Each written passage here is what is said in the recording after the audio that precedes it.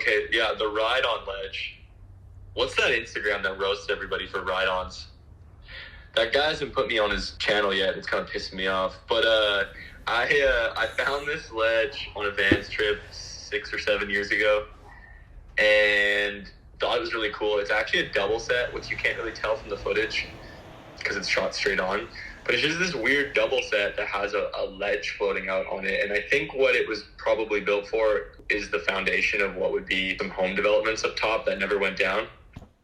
And the ledge itself is actually pretty destroyed. It was really bumpy and really rough to the point where I actually didn't even think it was gonna maybe work. Wow. Luckily, Auntie was there, and I don't know, we used his finish icing technique that was a little bit different than what I've done in the past, and it worked really, really well. So shout out Auntie for really figuring that one out.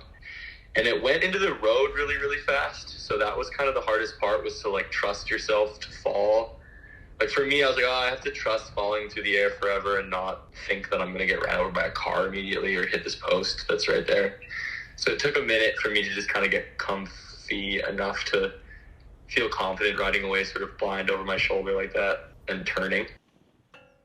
I mean, straight up, this one felt dope. I wanted to do it for a very long time and didn't think I was ever going to get to go back here. And then when you do and you finally get it, it's, I don't know. That's nice. It's a nice thing.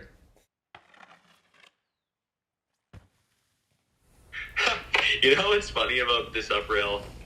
We sort of snowboarded on this thing as a last-ditch effort after a long day of getting kicked out everywhere we went. And it was sort of me thinking, oh, well, this is the only thing I know that doesn't go through a road. Oh. Even though it kind of does. But it doesn't go through a road that cars go on. So in my head, I thought, I won't get kicked out of this. And we got there, Seamus and I were talking and thought about this idea of sort of rolling down the hill and filming it long lens the way he did, which is really, really cool. You good? It's fun to go really fast like that, because that whole thing was just a hill. So you're just flying down, and then immediately there's really no flat bottom, and you're going straight up it again, which felt pretty cool. Kind of made it a little bit more exciting, I think. I did a couple of these front 270 things, and I think they're just kind of shitty. I almost ripped his lens off there, so we stopped. Oh, yeah. But I think I found this blue elbow on Google Maps, the way that most people find spots now.